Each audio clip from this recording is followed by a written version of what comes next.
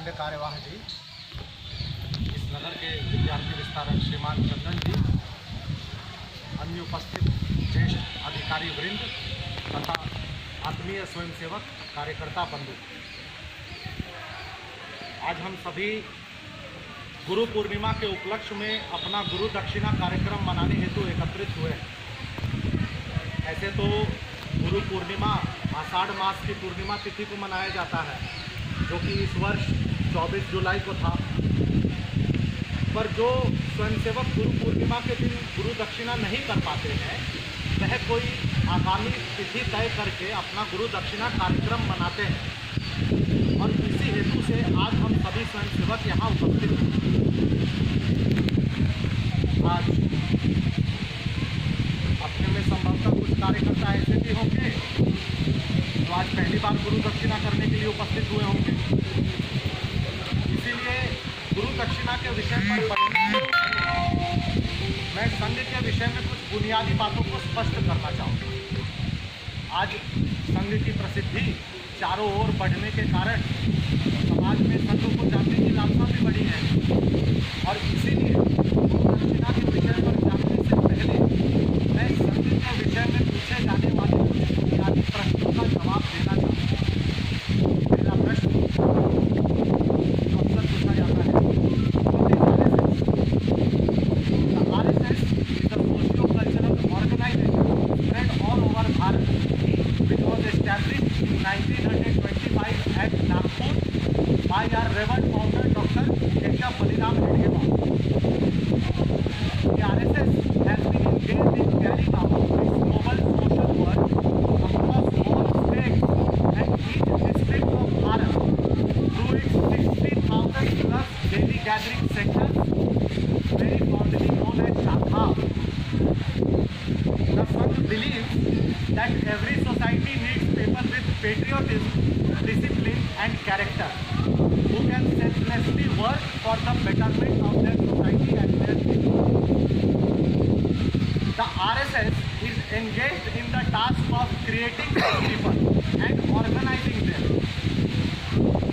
And it is because of this modus operandi of Sangh that today the Swayamsevaks of RSS are carrying out more than 1,70,000 social service projects across the country without any government help. It is because of this Seva Bhavi vision of RSS that its work has been increasing despite all the indifference, ridicule and opposition from its critics. The RSS believes that being rather than an organization within the society, the RSS is the organized state of the entire society. So, the society and RSS are both terminus. दूसरा प्रश्न, what is the aim of RSS? The aim of RSS is to make our great country Bharat the greatest amongst the community of nations. Our nation should be the pioneer in science and knowledge. It should be economically self-reliant and prosperous. Bharat has never waged a war against anyone, but at the same time, if someone forces a war on us, we should always be invincible and victorious. Also, Bharat is not just a country. She has a very ancient and a unique view of life which is integral and holistic. This view of life is the identity of Bharat, which is very fondly known as Hindutva. The RSS seeks to create a social order that would ensure the imprint of this view of life in every sphere of our activity. Swami Vivekananda used to say that spirituality is the soul of India. The aim of RSS is to mold our society in such a lofty way so that this spirituality is reflected in every walk of our lives.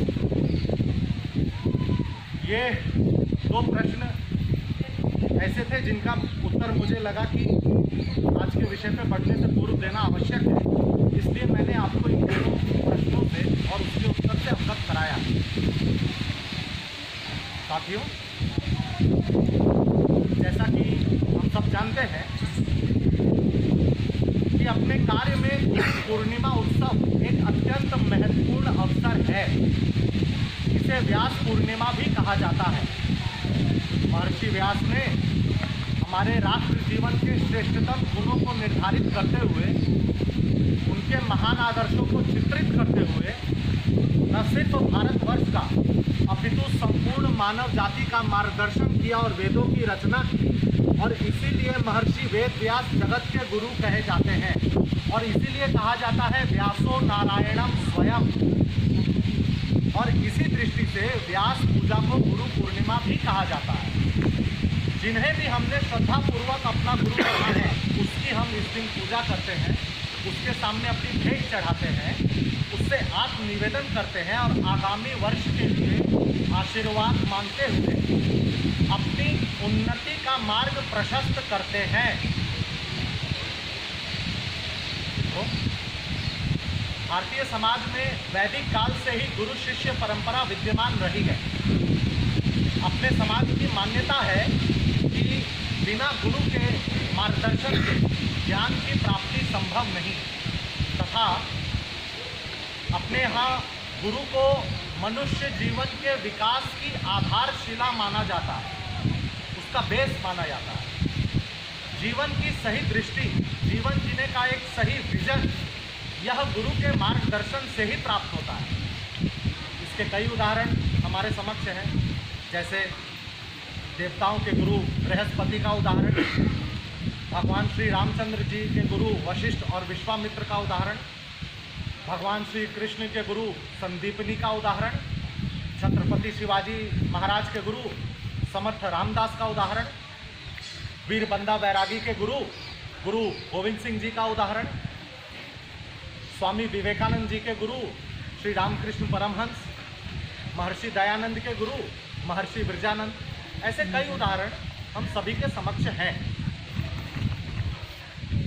गुरुजनों के प्रति पूज्य भाव यह हमारी प्रकृति है, हमारा नेचर है।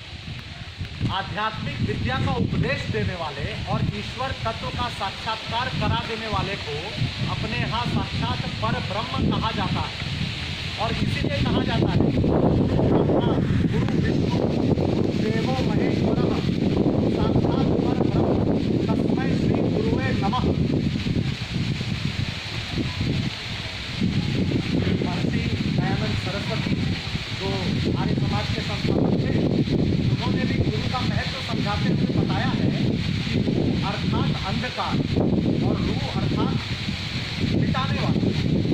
तो गुरु अर्थात अज्ञान अंधकार को मिटाकर प्रकाश की ज्ञान की प्राप्ति कराने वाला वो गुरु है। समाज में हमेशा दो प्रकार के लोग रहते आए हैं, एक मांगने वाला और दूसरा देने वाला। इन सब में मांगने के जो प्रकार हैं वह 4 किस्म के हैं: भिक्षा, एवं दान। भीख वह व्यक्ति मांगता है जो अक्षम है, जो किसी प्रकार की शारीरिक विकलांगता से ग्रसित है या निर्बल है।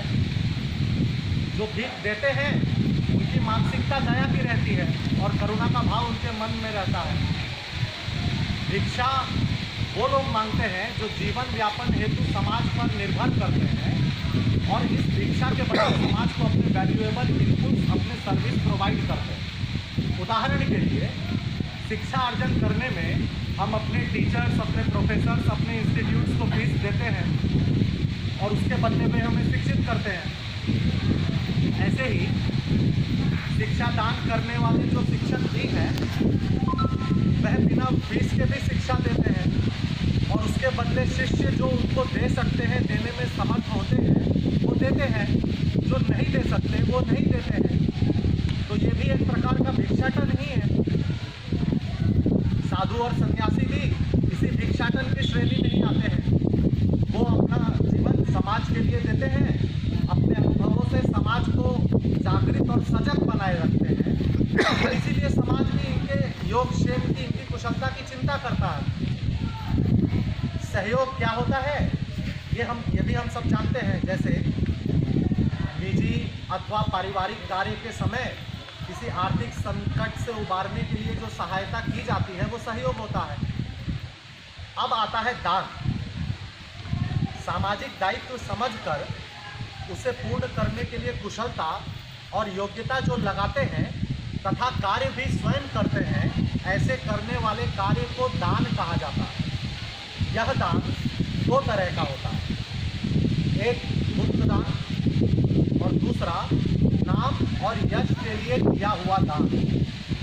संघ में गुप्त दान की परंपरा है, समर्पण की परंपरा। हम सभी यह जानते हैं कि संघ कोई व्यक्तिनिष्ठ संगठन नहीं, तत्वनिष्ठ संगठन है। संघ कार्य में हमने किसी व्यक्ति विशेष को गुरु नहीं माना है, क्योंकि शास्त्रों में गुरु की बहुत महत्वता बताई गई है। गुरु को ईश्वर से भी श्रेष्ठ स्थान दिया गया है। हमारे ऋषियों ने गुरु के गुण इतने विस्तार से बताए हैं कि अब इतने सारे गुण किसी एक व्यक्ति में मिल पाना तो कठिन है, संभव नहीं, क्योंकि मनुष्य स्खलनशील, परिवर्तनशील होता है। आज मैं बुरा हूँ तो कल अच्छा भी हो सकता हूँ, आज अच्छा हूँ तो हो सकता है कल कोई बुराई भी आ जाए। गायत्री मंत्र के निर्माता महर्षि विश्वामित्र बड़े उग्र तपस्वी और महान दृष्टा, महान विजनरी थे, लेकिन उनका भी आखिरकार पतन हुआ ही। इसीलिए किसी भी व्यक्ति को ऐसा अहंकार नहीं करना चाहिए कि मैं निर्दोष और परिपूर्ण हूँ, क्योंकि जब तक जीवन पूर्ण नहीं हो जाता तब तक उस जीवन का मूल्यांकन, उसका इवैल्यूएशन नहीं किया जा सकता। इसीलिए संघ कार्य में यह उचित समझा गया कि हम किसी भावना, चिन्ह, लक्षण या प्रतीक को, आइडेंटिटी को अपना गुरु मानेंगे। हमने संघ कार्य के द्वारा संपूर्ण राष्ट्र के पुनर्निर्माण का संकल्प लिया है। समाज के सब व्यक्तियों के गुणों और उनकी शक्तियों को हमें एकत्र करना है, संगठित करना है, और इसी ध्येय की, इसी ऑब्जेक्टिव की सतत प्रेरणा देने वाले गुरु की हमें आवश्यकता थी। इसीलिए हमने भगवत ध्वज को अपना गुरु माना। स्वयं संघ के संस्थापक परम पूज्य डॉक्टर हेडगेवार जी, जिनका चित्र सबसे कोने में है, उनको भी अपना गुरु नहीं माना। हमारे समाज की सांस्कृतिक जीवन धारा में यज्ञ का अत्यंत महत्वपूर्ण स्थान रहा है। अब यज्ञ का कई महत्व है, जैसा अभी आशीष जी ने अमृत वचन में बताया कि व्यक्तिगत जीवन को समर्पित करते हुए समष्टि जीवन को परिपुष्ट करने का प्रयास करना भी यज्ञ है। सद्गुण रूपी अग्नि में अयोग्य, अनिष्ट और अहितकर बातों का होम करना भी यज्ञ है। श्रद्धा में, सेवा में तथा तपस्या में जीवन व्यतीत करना भी यज्ञ है। यज्ञ के अधिष्ठात्री देवता यानी यज्ञ के अधिकारी देवता है अग्नि। अग्नि का प्रतीक है ज्वाला, और ज्वालाओं का प्रतिरूप है अपना परम पवित्र भगवान ध्वज। हम श्रद्धा के उपासक हैं, अंधविश्वास के नहीं। हम ज्ञान के उपासक हैं, अज्ञान के नहीं। जीवन के हर क्षेत्र में बिल्कुल विशुद्ध रूप में ज्ञान की प्रतिस्थापना करना ही हमारे संस्कृति की, हमारे कल्चर की विशेषता रही है। अज्ञान के नाश के लिए हमारे यहाँ ऋषि मुनियों ने अत्यंत उग्र तपश्चर्या की है। अज्ञान का प्रतीक है अंधकार और ज्ञान का प्रतीक है सूर्य। पुराणों में वर्णन है कि भगवान सूर्य नारायण रथ पर बैठकर आते हैं। उनके रथ में 7 घोड़े लगे हैं और उनके रथ के आगमन के पूर्व भी उनके रथ के ऊपर लगी हुई एक सुनहरी गहरी रंग की ध्वजा फरकती हुई दिखाई देती है। इसी ध्वजा को हमने अपने समाज का परम आदरणीय प्रतीक माना है। चूँकि यह भगवान का ध्वज है, इसीलिए हम उसे भगवत ध्वज भी कहते हैं, और इसी से आगे चलकर शब्द बना है भगवा ध्वज। हमारे यहाँ समाज की सुव्यवस्था के लिए 4 आश्रम आवश्यक माने गए हैं। ये 4 आश्रम 4 फेजेस ऑफ लाइफ है, और ये 4 आश्रम है ब्रह्मचर्य, गृहस्थ, वानप्रस्थ और संन्यास। इनमें पहले आश्रम में विद्या प्राप्त करना होता है, दूसरे में सामाजिक और पारिवारिक कर्तव्य को निभाना होता है, तीसरे में समाज सेवा करना होता है, और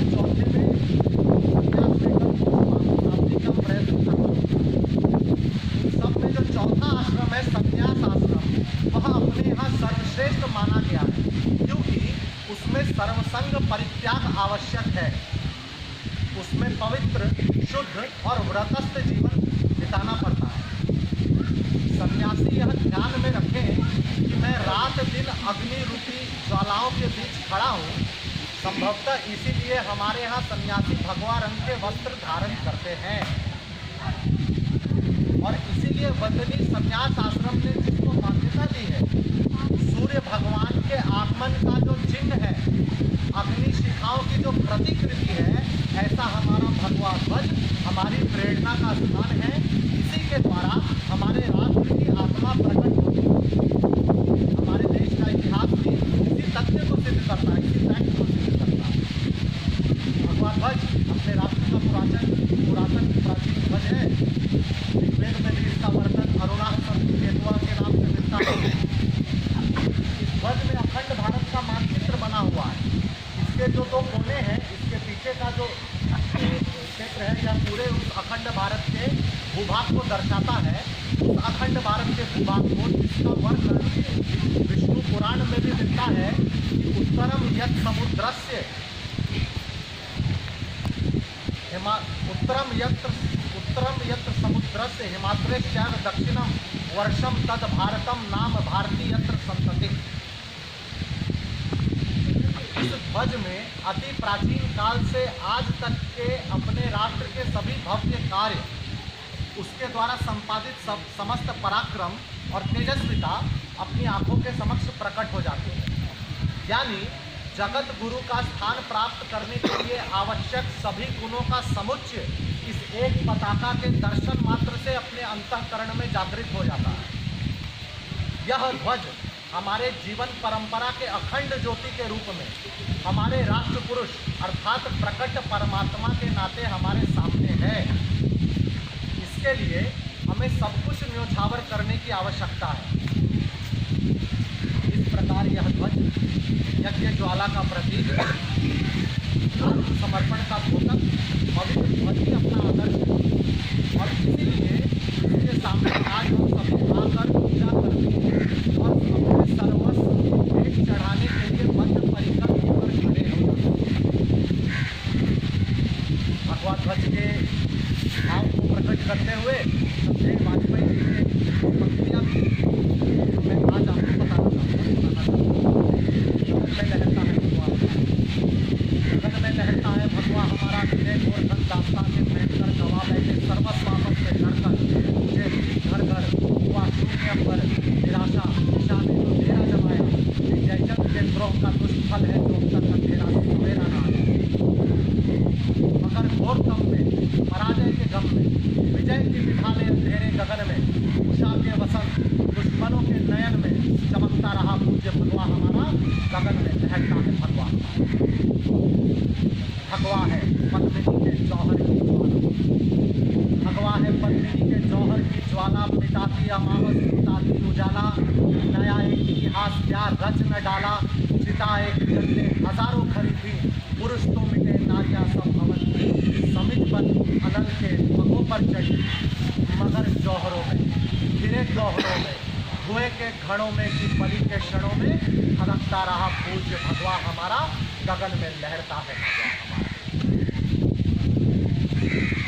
मिटे देवता मिट गए शुक्र मंदिर, टूटी देवियाँ टूट गए सब नगर घर, स्वयं फूट की अग्नि में घर जलाकर, पुरस्कार हाथों में लोहे की घड़ियाँ, कपूतों की माता खड़ी आती है, खड़े अपने आंखों में आंसू की लड़ियाँ। मगर आस्था के भयानक भंवर में, पराजय सफर आखिरी क्षणों तक शुभाशा बंधाता, इच्छा जगाता, सब कुछ लुटा कर ही सब कुछ दिलाने बुलाता रहा प्राण भगवा हमारा, गगन में लहरता है भगवा।